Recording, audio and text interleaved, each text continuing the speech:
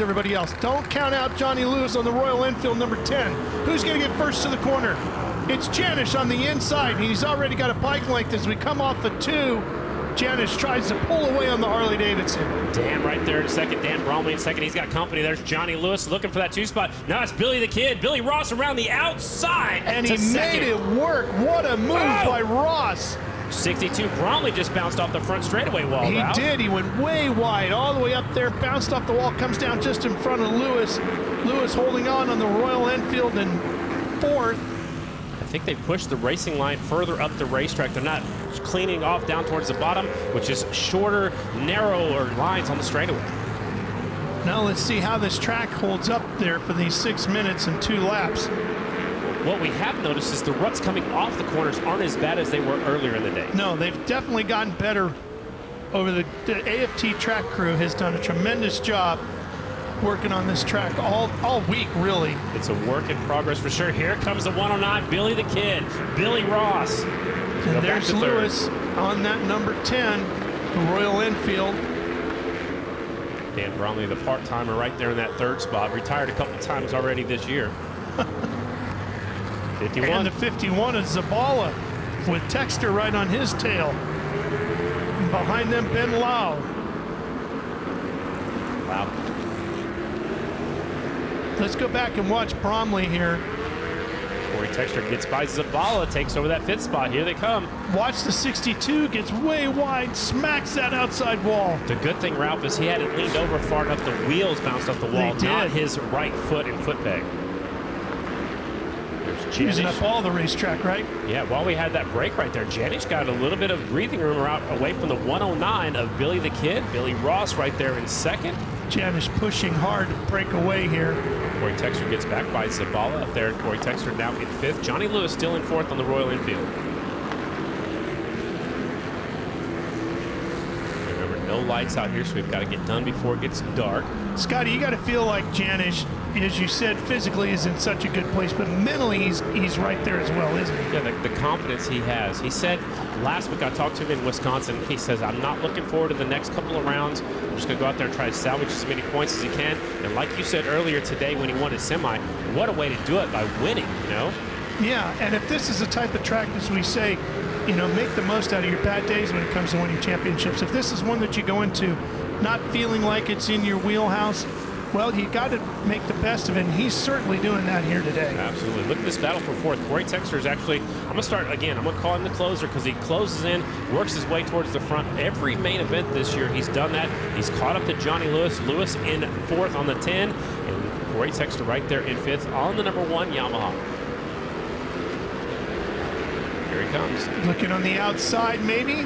Can he get up there? No, not yet. Halfway. Stick to the inside, cross flags halfway as we see Lewis get all the way up to the wall again. Starting to go up the racetrack a little bit more, carrying the momentum off the corners. You see Corey running the bottom line. It's going to open that bottom line up for Texter if he can get that front wheel up in there. What Corey's doing is going slow to go fast. He's keeping it on the bottom, keeping the wheels in line, driving off the corners, and he's closing in on Johnny Lewis. Look at that. He never got those wheels sideways at all. That was an excellent job right there, going into the corners, keeping it, you know, in line as we go back to the leader. Janish by 1.16 seconds over 2nd place. That Harley-Davidson moving around quite a bit underneath Janish, but the physical strength of Jesse doing a great job of keeping that bike under him, even though it's moving around a lot, he's keeping it in control. And he just took a look back over his shoulders. One bike gets out of the way. It's the 16 of Garrett Wilson. He's now down 1 lap, but he took a look back, Ralph, and you know, they tell you not to look back, but you know, he's out there trying to do his best, and it's definitely a difficult track. You want to see how close 2nd place was. Well, the 5 minutes clicking down pretty quick here. We're down to less than 2 and 2 laps to go. Watch this battle for that 4th and 5th position. Johnny Lewis doing what he can on that Royal Enfield to hold off the defending champ, number 1, Corey Texter. He's oh man, look at you see the rear end of Lewis's bike. It was stepped out all the way. Can't just shut up the throttle. You kind of got to ride it out. But that allowed the 1. Corey Texter's looking for a way through. Now Johnny's starting to do a little protecting. He's protecting the inside line right there. Yeah, I think he knows if Texter's coming after him, it's going to be down on the bottom. That thing really jumping out as he comes off the 4. Clock is definitely winding down. We're about to have 1 minute plus 2 laps to go. It's a 6 minute plus 2 lap Which race. is still a lot of laps. It is a lot of laps. We've already got 15 done so far. Leaders. Oh, Lewis slips wide. That opens the door. Here comes Texter inside. And Johnny's taking a look down. He's actually twisting that throttle a couple different times right there. He's having a little bit of a mechanical. He's trying to hang on to it. Lewis has his hands full on the number 10. Yeah. Let's see what happened here. Watch Johnny Lewis. Watch the 10. You can see him looking down, and he looks over his shoulder. He knows Texter's coming. Corey drives on by. While this is going on, the 109 is closing the gap on the leader. It's less than a half a second. Billy the Kid, Billy Ross is on the move. He's up to second, and they're catching the back of the pack. And that pack could make the difference here. If Janish gets hung up somewhere, Ross is going to attack. And they just passed round number 1 winner just now at that moment. That's Nick Armstrong. Look at Billy Ross is right there on the back tire of the leader. Janish has the tough Janish got a great drive, but Ross goes deeper into the corner as they get by the 45. So, yeah, I don't know if Janish knows that Billy Ross is that close. He looked back a few moments ago, and he was way back there. Time has expired. They're going to get 2 laps to go when they come by the front straightaway this time.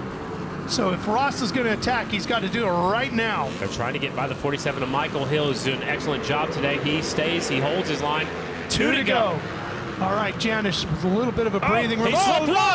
Ross right there as Janish slips.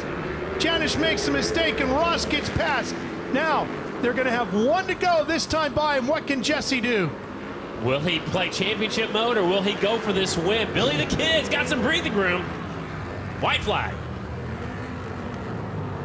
Upset right here coming. Coming off the 2, Ross with a good lead.